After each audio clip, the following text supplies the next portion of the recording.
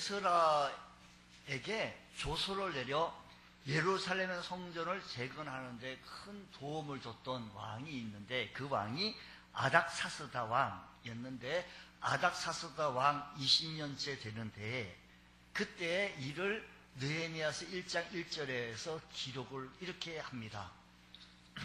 하갈의 아들 느헤미야의 말이라. 아닥사스다 왕 제20년 기스르올에 내가 수상궁에 있는데 라고 얘기합니다.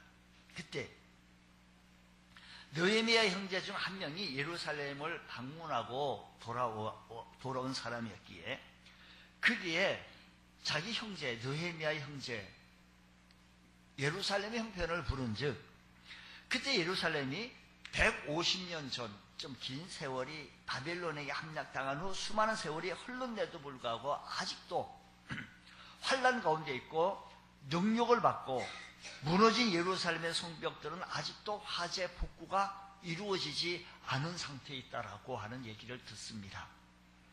이 문제를 느헤미야는 먼저 하나님께 끌고 가며 하나님 앞에 기도하기 시작합니다. 하나님. 근데 우리가 먼저 좀 알아야 될 게 있는데요. 느헤미야는 바벨론의 포로로 끌려가가지고 지금 이 시대는 페르시아에서 술 맡은 장관, 술 맡은 관원으로 지금 등극되어진 사람입니다. 그러니까 거기서 태어난 사람입니다. 우리가 미국으로 이민을 가게 되어지면 미국에서 태어난 사람이 있습니다. 여기서 태어나서 중학생, 초등학생에 가족이 이민을 간 경우, 중학생, 고등학교 때 이민 간 경우가 있는데, 이런 경우가 아니고 거기서 아예 태어나서 그쪽 문화와 그쪽 영향을 받고 있는 사람이었는데, 얼마나 하나님의 말씀을 잘 교육을 받았는지 우리가 함께 읽었던 이 말씀 보게 되어지면 모세오경을 달달달 외우고 있는 얘기예요. 지금 이 얘기를. 그리고 역대하서 36장 끝절에 있는 얘기들을 잘 알고 있었던 얘기를 지금 설명을 하고 있는 것입니다. 느헤미야는 총독으로 예루살렘으로 돌아와서 많은 방해에도 불구하고 52일 만에 성벽을 완성하게 되어집니다. 바벨론으로 포로로 끌려갈 때, 그때 바로 그 전 얘기죠. 에레미야라고 하는 사람이 있었는데, 우리는 그때 우리가 끌려가야 된다. 이건 우리가 오늘 여기 말씀 우리 느헤미야서 몇 절에 있는가 보세요. 7절 하반절 보면 주의 종 모세에게 명령하신 계명과 율례와 규례를 지키지 아니하였더니, 옛적에 주께서 주의 종 모세에게 명령하 이랬으되 만일 너희가 범죄하면 내가 너희를 여러 나라 가운데 흩을 것이라고 이 얘기를 하게 되어진다라는 것입니다. 이 얘기는 느헤미야 시대하고 좀 틀린 얘기죠. 시차가 좀 많이 벌어지는 상태이거든요. 그런데 느헤미야는 거기 태어났고 에레미야는 거기 끌려가면서 얘기하기를, 그 전에 우리가 끌려가는, 이렇게 해서 말씀한 대로 이렇게 지금 옛적에 주께서 주의 종 모세에게 명하여 이르시되 만일 너희가 범죄하면 내가 너희를 여러 나라 가운데 흩을 것이라고 하인 말씀을 우리가 에레미야가 알고 우리는 끌려가야 된다. 우리가 하나님 앞에 범죄했다. 그래서 땅이 70년을 받고, 그리고 우리가 70년 동안 하나님 말씀으로 교육을 잘 받고 훈련받게 되어지면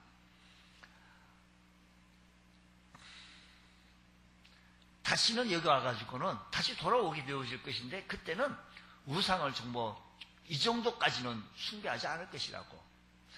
아니, 가나안 소굴로 들어가게 되어졌는데 우상 소굴에 들어갔다 보니까 우상 소굴에도 매력을 느껴가지고 우상을 그들이 막 섬기기 시작하게 되어진 겁니다. 오늘 이 시대에 우상에게 매력을 느낀 사람들이 참 많이 있어요. 우리 시대, 이 시대도요. 그래서 우상에게 매력을 느껴서 따라가는 현상들이 비일비재하고 있습니다. 주님보다 더 사랑하는 것이 참 많이 있는 것을 봅니다. 저는 이렇게 얘기해요.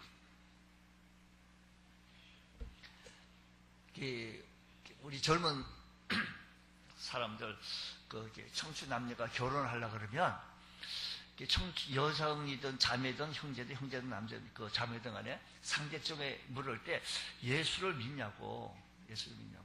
그 아버지 부모들은 예수 좀 믿냐고, 어느 직분은 또 무엇이냐고, 예수를 믿는다면 직분이 어느냐고, 이렇게 자연적으로 그거 이렇게 묻게 되고, 그럼 학교는 어디 나왔고, 직장은 무엇이고, 지금 무슨 일을 하는지, 기본 틀 정도는 묻잖아요. 그건 알고 싶죠. 근데 우리 예수 믿는 우리들은 이제 그 기본 틀 속에서 예수를 믿느냐고, 교회는 나가냐고, 교회는 언제부터 나가게 됐냐고, 신앙생활은 언제부터 하게 되었을 거냐고, 신앙 믿음 생활은 언제부터 했을까요? 그리고 그 윗대는 어느 정도 신앙생활을 하고 있느냐고. 그러면 뭐 엄마는 열심히 교회 나가고 아버지는 교회를 뭐 어떻게 안 나가고, 아버지 엄마가 열심히 교회 나가서 직함도 직분도 받아서 교회 장로고 권사고 이런 열심히 봉사한다고, 아니면 그러냐고. 그러면은 지금 무슨 뭐 어느 학교를 나와 졸업해서 어디에서 어떤 근무를 하고 있느냐, 무슨 일을 하고 있느냐, 이 얘기죠.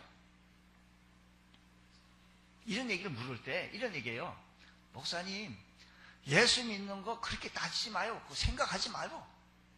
충격을 받았어요. 왜 그러냐? 내가 예수 믿으니까 물어본 건데, 예수 믿는 사람들이 더 독하고 더 사기치고 더 거짓말하고 더 하다는 거예요. 오히려 예수 안 믿는 게 더 낫다는 거예요. 이야, 이건 뭐 보통 충격이 아닐 수가 없습니다. 예수 믿는다는 이유 때문에 저는 이 생각을 해요. 록펠러라고 하는 사람이요, 교회에 얼마나 큰 기여를 해. 그분이 교회를 지은 게 몇 개인 줄 아세요? 그분이 11조 내는 직원이 40명이 있대요. 11조를 계산하는 직원이. 요즘 우리나라의 부가가치세 10%를 딱, 우리 지금 부가가치세를 띄고 살잖아요. 뭐 교회도 지금 부가가치세를 띄고 신고하고 뭐 이렇게 분기별로 1년에 4번 이렇게 신고를 하고 있죠.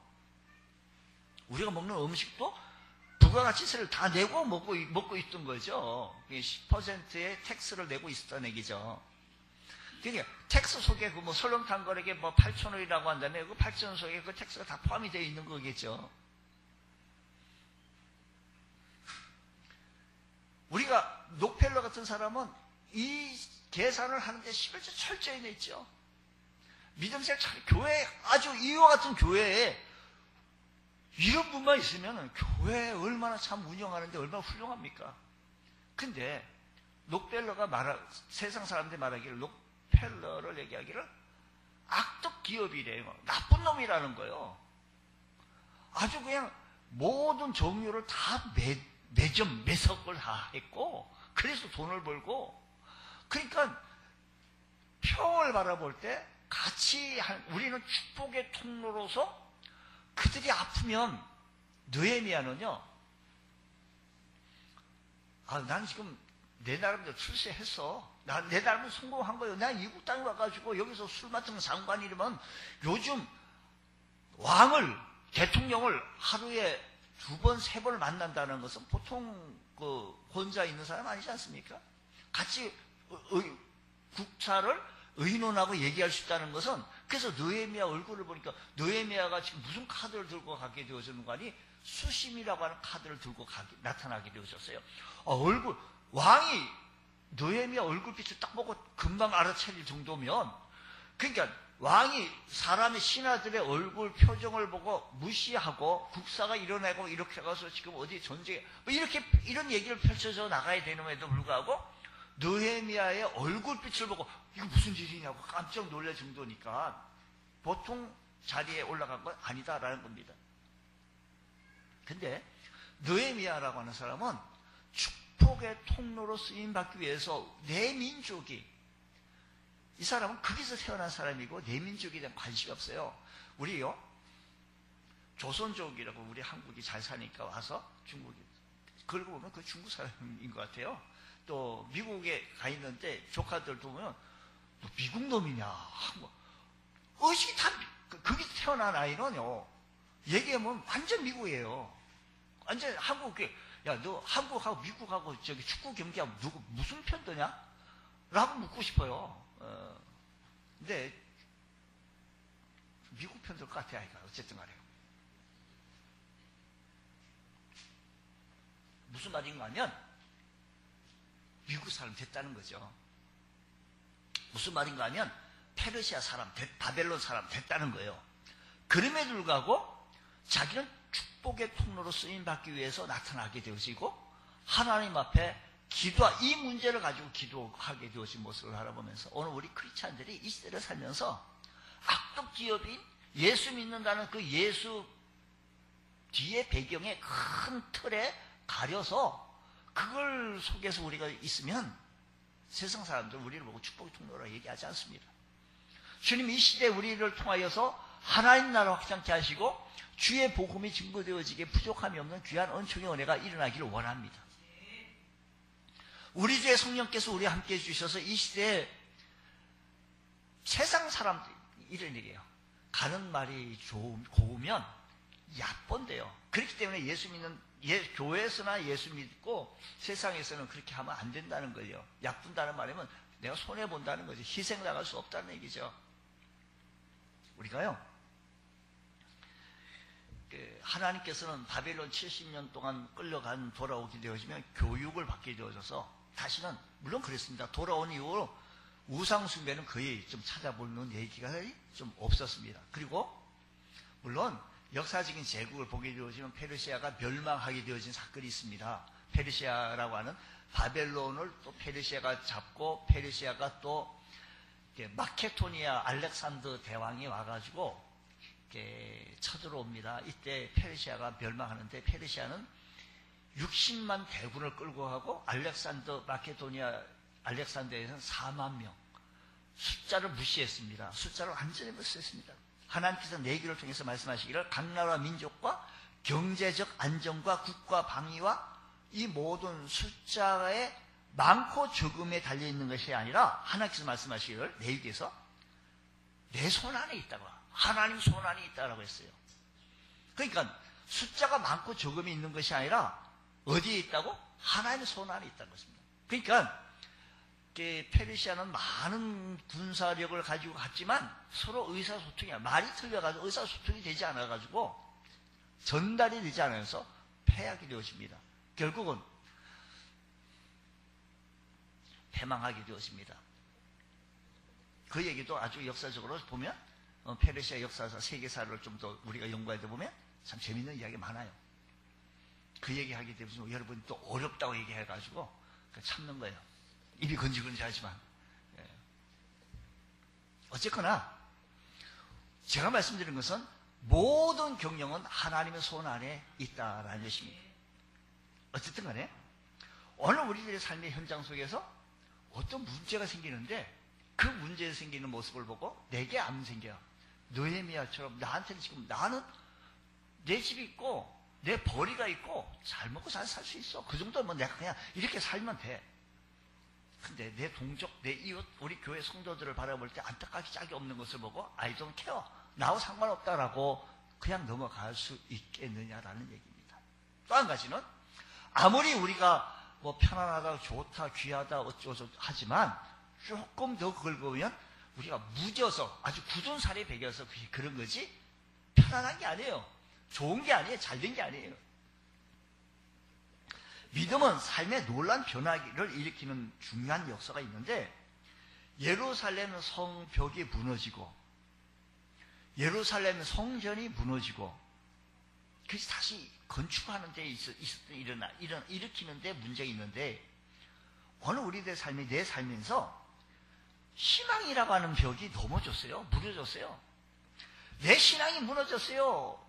내 믿음의 비전이 무너졌습니다. 사명의 성벽이 무너지고 내가 뭘 해야 될지 사명의 성벽은 무너지고 자포자기와 체념과 하루하루 무의미하게 살면서 이렇게 살아도 된다라고 생각하고 있지 아니하지요.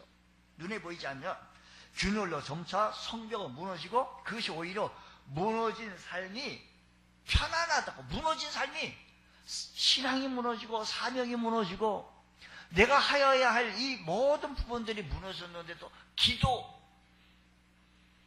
무너졌는데도 불구하고 기도의 성을 쌓지 아니하고 무너진 삶이 오히려 편안하게 느껴지고 있지는 아니하고 있는지요. 다시 세우기가 불가능해 보이는 이런 상황입니다. 지금 이 순간만 바라보면 느헤미야가 이 순간 바라보면 다시 성벽을 일으키고 세우긴다는 것은 너무 어려운 겁니다. 하나님께서는 느헤미야에게 술 맡은 가는 그 시대에 왕은 될 수가 없어요.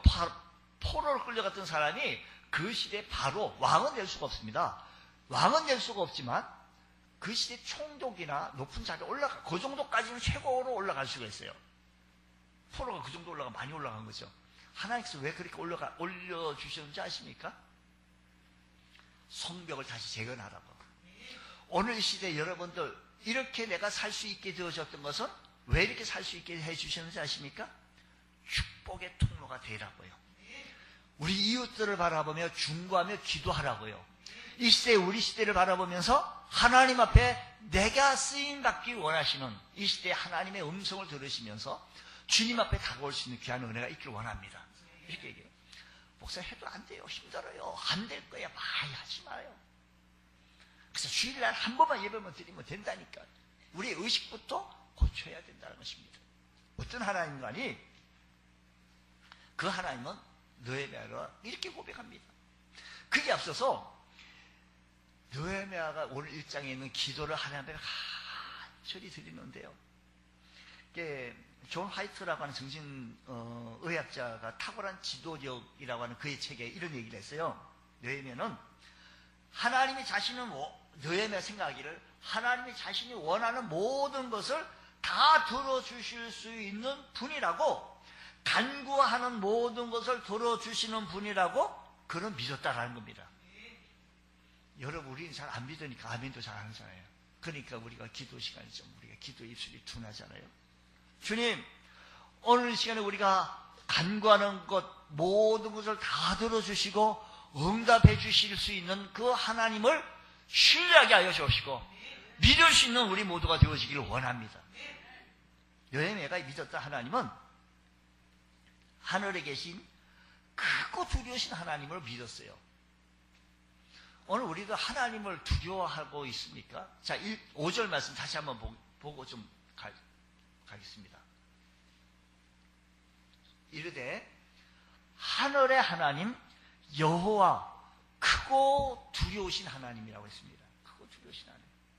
여기 하늘의 하나님이라는 뜻은 물질적 인간적이고 이 세상의 모든 권세의 모든 신과 구별되어지는 절대적인 하나님이라고 하는 의미입니다. 세상을 통치하시고 주관하시고 인간사를 섭리하시고 행하시는 하나님이라는 고백이 담겨져 있는데, 이러한 신앙 고백은 비락 느헤미야뿐만인 것이 아닙니다. 이미 하나님께서 이스라엘 백성들에게 이미 하나님은 어떤 하나님인가 하니 크고 두려우신 하나님이라고 말씀해 주셨어요. 자, 오늘 말씀 잘 보십시오. 이 얘기를 느헤미야가 5절에 있는 이 성경의 말씀을 어떻게 알았겠어요? 그렇게 이렇게 고백해요. 하늘의 하나님은 크고 두려우신 하나님이라는 얘기를 이스라엘 백성들이 알았는데도 불구하고 엇걸어진 길로 갔다는 얘기입니다. 자, 모세가요, 느헤미야 시대 이전 쭉 모세 신명기서 얘기해 보자고요. 신명기서, 우리 신앙이 유대인들이 신앙생활의 근간이 모세오경입니다. 모세오경. 신명기서 7장 21절 말씀 보면, 너는 그들을 두려워하지 말라. 너희 하나님 여호와, 너희 하나님 여호와 곧 뭐예요? 크고 두려운 하나님이 너희 중에, 그러니까 하나님이 계시는데 어떤 하나님이라고 모세를 통해서 이스라엘 백성들이 이미 얘기했는 거 아니? 크고 두려운 하나님이라고.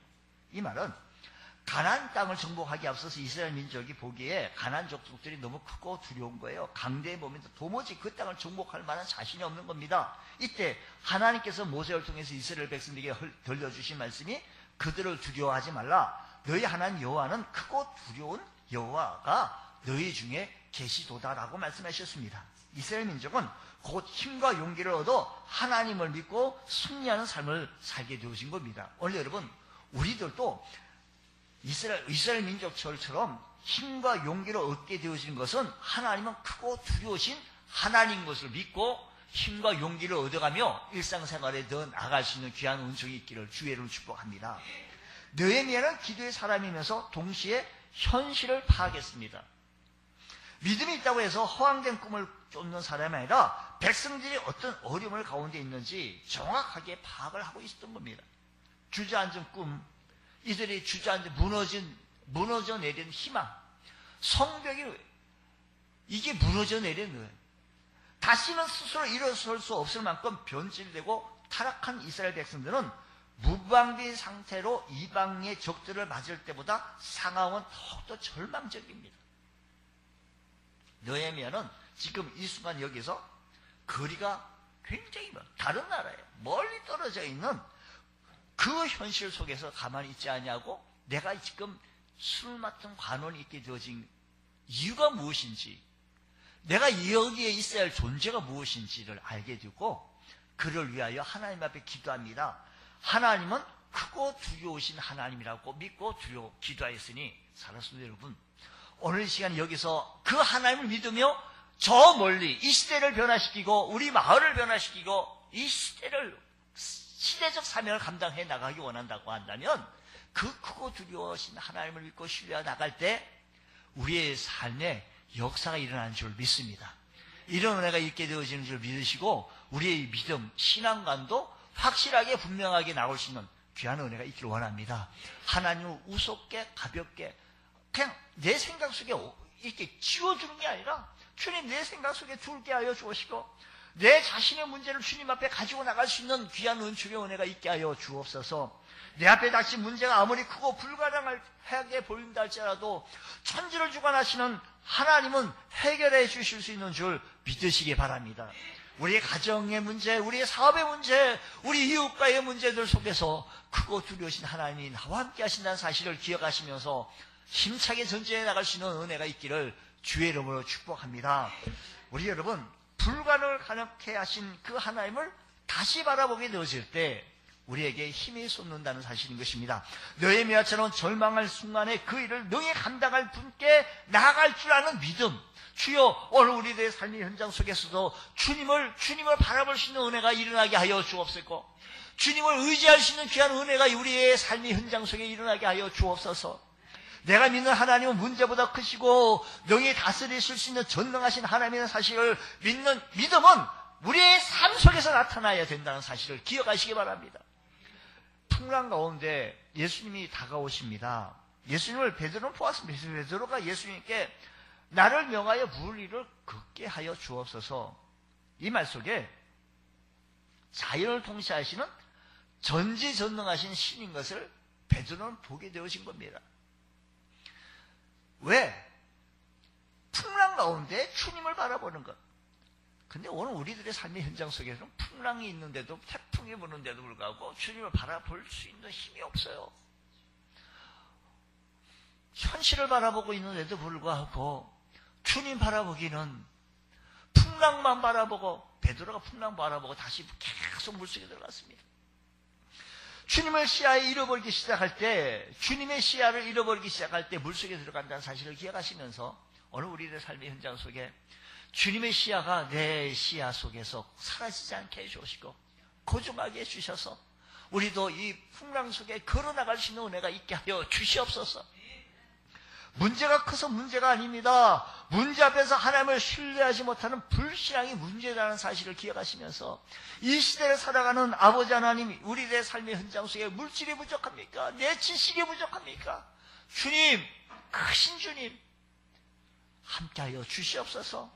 인간의 한계 안에 존재하는 하나님이라면 믿을 필요가 없습니다만 이 절박한 문제 속에서 뛰어넘을 하나님을 바라보고 느헤미야는 하나님 앞에 기도하였더니 성벽을 52일 만에 건축하게 되어졌다는 것입니다.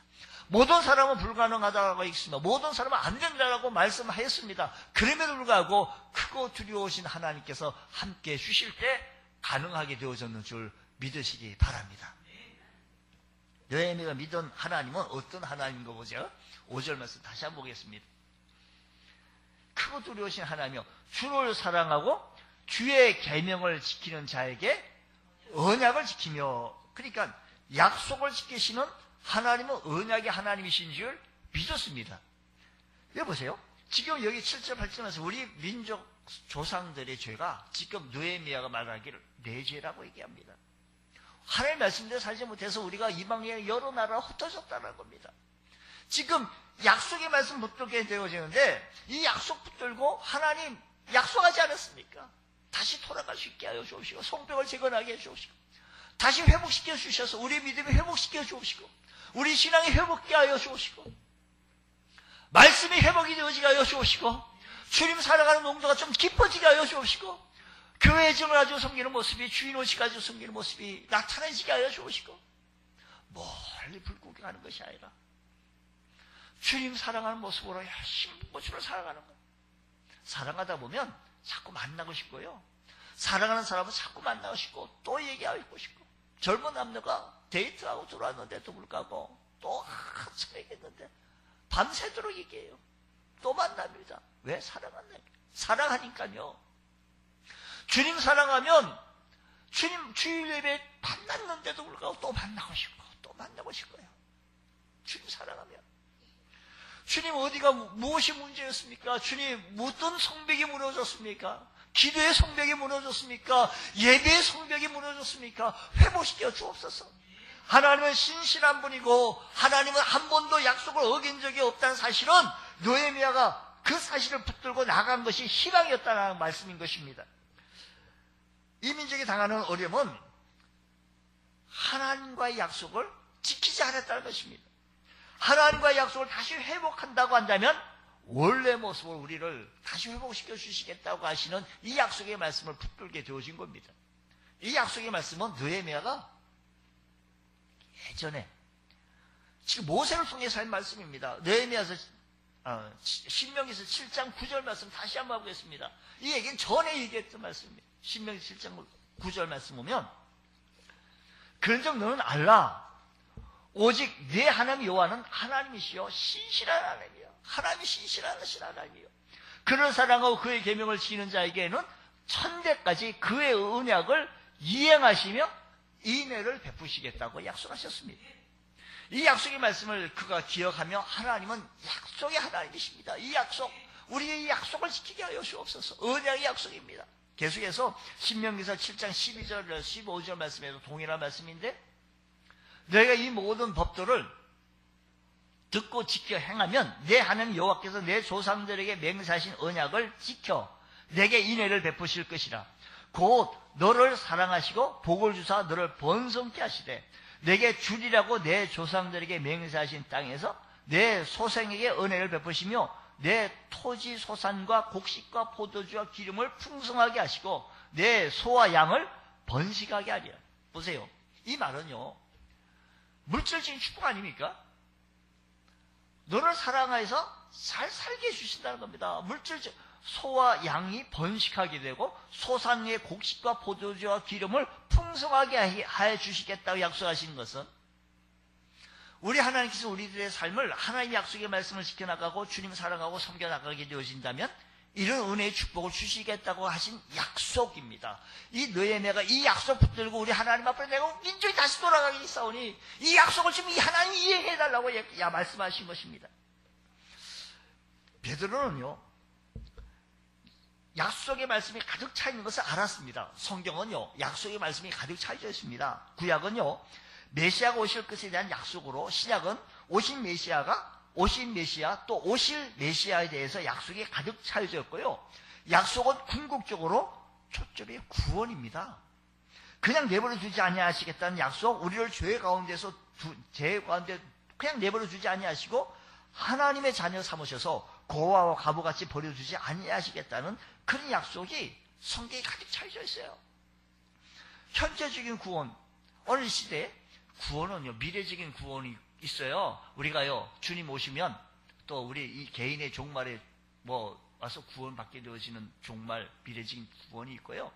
이 시대에 현재적인 구원, 빌립보서에 있는 말씀처럼 구원을 이루어라 했어요. 이 현재적인 구원을 통해서 우리 주님, 하나님의 약속의 말씀을 통해서 우리가 이 시대에 이 모습을 통해서 이겨나가게 해주시고 건강의 축복도 아울러 허락해 주셔서 내가 살아나가는 이 시간에 감격케 해주셔서 하나님께 영광을 돌릴 수 있는 믿음의 역사가 있게 하여 주시옵소서. 베드로는요, 자신의 설교하는 가운데서 이 약속의 말씀을 신뢰했습니다. 그리고 이 약속의 말씀이 오늘 저와 여러분들에게도 동일하게 해주신다고 말씀하시기를 사도행전 2장 39절, 아까 신명기서에 있었던 이 약속의 말씀이 사도행전 2장 39절 말씀에 이렇게 얘기합니다. 이 약속은 무슨 약속인가 하면 아까 모세오경 신명기에 있었던 이 약속은 너희와 너희 자녀와 모든 먼 데 사람 곧 주 우리 하나님이 얼마든지 부르시는 자들에게 하신 것이래요. 그러니까 우리들이 할 말씀입니다. 약속의 대상은 저와 여러분들 포함되어 있음을 알 수 있으면서 이 약속은 누구든지 주를 붙들고 의지하며 죽게 나아가는 자에게 베풀어 주시는 하나님의 은혜인 줄 믿으시기 바랍니다. 여러분, 베드로는 약속대로 용서를 받았고 약속대로 하나님께 쓰임받았고 약속대로 하나님을 증거하는 삶을 살게 되어졌던 것입니다. 오늘 우리 그리스도인들은 주님 이 약속을 붙들게 하여 주시고 이 약속 속에서 승리하며 살아갈 수 있는 저희들 되어지게 하여 주옵소서. 하나님은 내가 죄지은 모습으로 약속을 내가 죄지은 모습이 있기에 하나님의 약속을 이행하지 않는 분이 아니고 내가 부끄러운 일을 행하였기 때문에 우리 하나님은 나를 붙드시지 아니하는 분이 아니고 어떤 상황 속에서도 약속 붙들고 주장하는 자에게 하나님의 약속은 이 시간에도 축복으로 하나님의 약속은 이행으로 우리에게 다가와 주시는 하나님이신 줄 기억하시면서 주님 베드로가 넘어지고 쓰러지고 했는데도 불구하고 약속 붙들고 나갔더니 베드로의 설교 말씀 보니까 하나님 이 약속은 너희와 너희 자녀 모든 먼저 사람 곧 주 우리 하나님이 얼마든지 부르시는 자들에게 하신 거라고 하셨사오니 이 약속 붙들고 나가시는 귀한 은혜가 우리에게도 일어나기를 원합니다. 오늘 본 말씀 느헤미야서 다시 5절 다시 한번 보게 되시면 그 하나님은 느헤미야가 믿었던 하나님은 크고 두려우신 하나님, 약속을 이행하시는 하나님 또 뿐만 아니라 뭐라고 얘기하는 거 5절 말씀 다시 말씀 보면 긍휼에 풍성하신 하나님. 여러분 지키시며 긍휼을 베푸시는 주의 긍휼을 베푸시는 그러니까요. 우리 하나님은요 긍휼을 베푸시는 하나님인 것을 느헤미야는 붙들고 알았습니다. 이 긍휼의 하나님이라는 말을 영어 성경 다른 성경에 보면 없어지지 아니하는 끝없는 변하지 않는 기대에 어긋나지 않은 확실한 하나님이라는 얘기죠. 그 긍휼이 하나님의 사랑은 없어지지 않는 사랑이고 끝이 보이지 아니한 사랑이며 변하지 않는 사랑이며 우리의 기대에도 어긋남이 없는 확실한 사랑인 줄 믿으시기 바랍니다.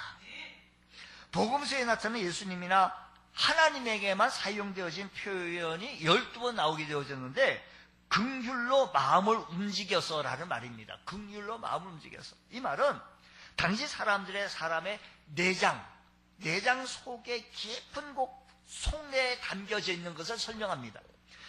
주님께서 긍휼을 여기신다는 것은 주님의 가장 깊은 내면, 가장 여리고 상처받기 쉬운 곳까지 아픔과 고통을 함께하며 우리와 아픔을 참여하고 싶어 하시는 우리 주님이신 것을 기억하시면서 우리 주님이 가장 여리고 아프고 상처받는 그 깊은 곳까지 우리를 위해서 긍휼을 베풀어 주시는 하나님이신 줄 믿으시기 바랍니다. 또 뿐만 아니라 긍휼에 해당되어지는 히브리어 라카밈이라고 하는 말은 하나님의 자궁이라고 하는 말입니다. 하나님의 백성을 향해 마음을 움직이실 때 하나님의 자궁, 깊은 곳까지 움직이시고 요동하시는 긍휼을 베푸시는 하나님이신 줄 믿으셔서 주님, 오늘 여기 우리 주님 앞에 나왔습니다. 주님, 우리의 모습으로 이 모습 이대로 주님 앞에 나왔사오니 긍휼을 베풀어 주옵소서. 사람에게는 긍휼이 없습니다. 인간에게 긍휼이 없습니다. 헨리 다운의 그 책에 보게 되어지면 그가 정치인을 만났다고 합니다. 그가 얘기합니다. 긍휼이라는 것은 지우개, 연필이 있으면 연필 뒤에 붙인 지우개처럼 조금 지웠다가 마는 거고, 이 세상은 인생은 경쟁이라는 얘기입니다. 긍휼은 인생의 경쟁에서 존재하는 것이, 긍휼은 경쟁에서 지면 긍휼이 조금 지우개를 지워주는 그 정도라는 겁니다. 이 말을 듣고 헬레 나오는 얘기하기를 인간의 속성 속에는 긍휼이라는 것이 없다라는 겁니다. 인간 속성에 긍휼이 어디 있습니까? 긍휼은 하나님의 긍휼 그 자체인 것입니다. 하나님의 속성 중에 긍휼이 있다는 것을 바라보면서 느헤미야가 믿었던 그 하나님은 크고 두려우신 하나님, 약속을 지키신 하나님, 긍휼에 풍성하신 긍휼을 베풀어 주신 하나님을 믿었던 것입니다. 하나님은 나보다 더 아픈 마음을 가지시고 나를 어루만져 주시기를 좋아하시는 주님, 이 시대에 우리들을 통하여서 축복의 통로로 쓰임받기 원하고, 부족하지만 저와 여러분들을 통해서 이 시대에 하나님 복음이 증거되어지기 원하고, 부족하지만 저와 여러분들을 통해서 주의 나라가 확장되어지기를 원하시는 주의 거룩하신 뜻이 있다는 사실을 기억하시면서, 그분이 우리와 함께 하신다는 사실을 기억하시면서 주님 바라보시고 나갈 수 있는 귀한 은총의 은혜가 일어나기를 원합니다. 한동대 조준모 교수님이 지으신 시가 있는데, 목사님의 아들로 자라면서 그분은 하나님을 잘 몰랐대요.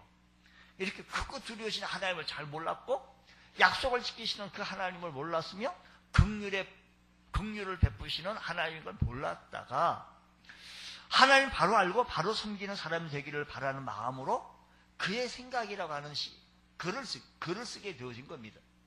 그 글에 보면 하나님은 너를 만드신 분, 너를 가장 많이 알고 계시며 너를 가장 많이 이해하신단다. 하나님은 너를 지키시는 분, 너를 절대 포기하지 아니하시는 분, 너를 쉬지 않고 지켜보신단다. 하나님은 너를 원하시고 이 세상 그 무엇 누구보다도 너와 같이 있고 싶어 하신단다.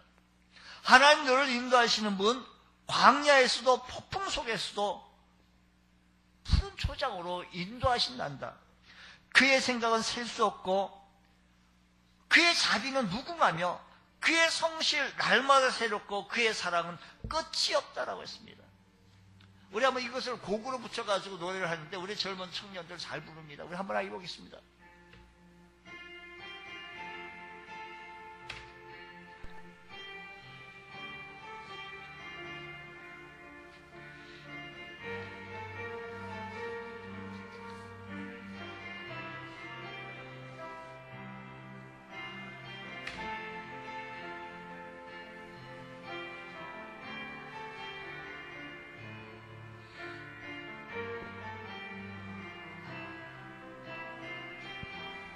하나님은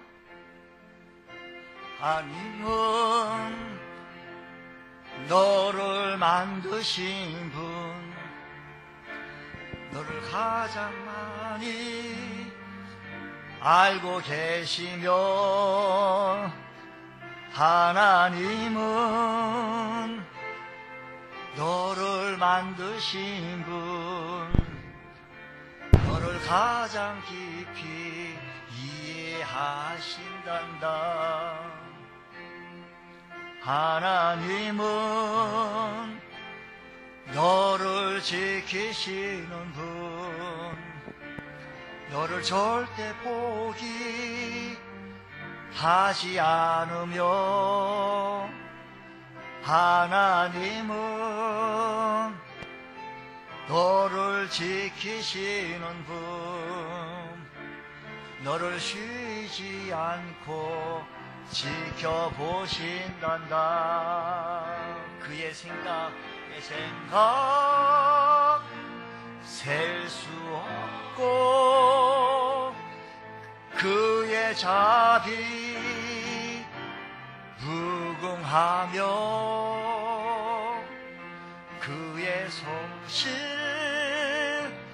날마다 새롭고 그의 사랑 끝이 없단다. 하나님은 너를 만드신 분, 하나님은 나를 만드신 분, 나를 가장 많이 알고 나를 가장 많이 알고,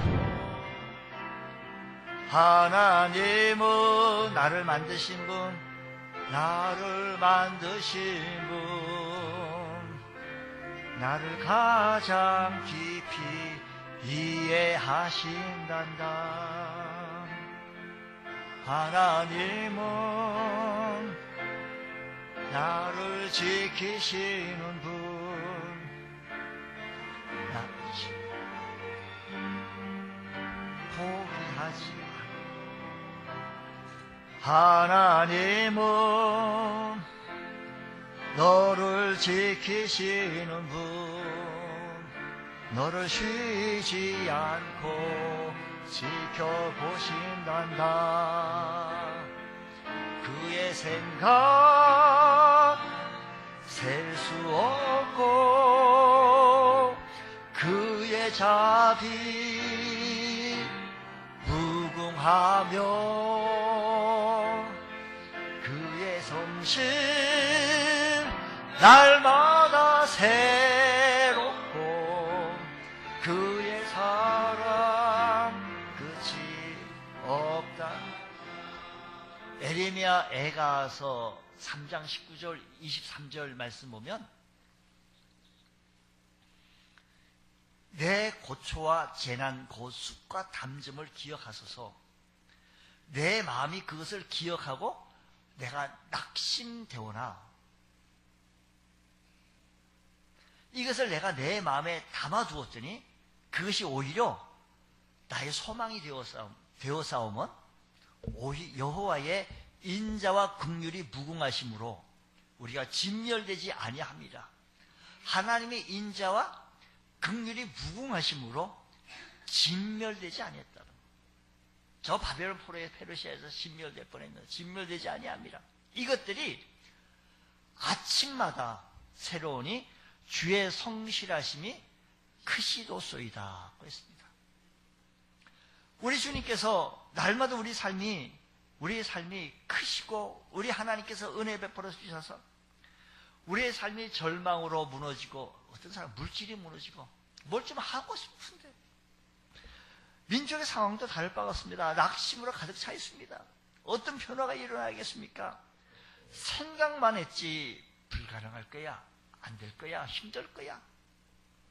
저와 여러분이 믿는 하나님은 그런 하나님이 아니고 크고 두려우신 하나님, 약속에 신실하신 하나님, 꼭 이루시기 원하시는 하나님, 긍휼을 베푸시는 하나님, 그 하나님께서 우리 주의 자녀들을 이 약속, 먼데 있는 사람 우리들, 먼데 있는 우리들까지 이 약속을 지키시는 그 하나님을 믿으시고 오늘도 주님을 힘껏 찬양할 수 있는 우리 주의 성도들 되시기를 주의 이름으로 축복합니다. 기도하겠습니다. 하나님 아버지 감사합니다. 저희들에게 크신 은혜 베풀어 주시고 성령 충만케 해주셔서 기도의 성벽이 무너지고 예배의 성벽이 무너지고 말씀의 성벽이 무너지고 헌신의 성벽이 무너진 이 시대에 다시 회복시켜 주시고 이 마지막 시대에 축복의 통로로 쓰임 받을 수 있는 믿음의 권속도 되어지게 하여 주시옵소서. 믿사하며 예수님 이름으로 기도드리옵나이다.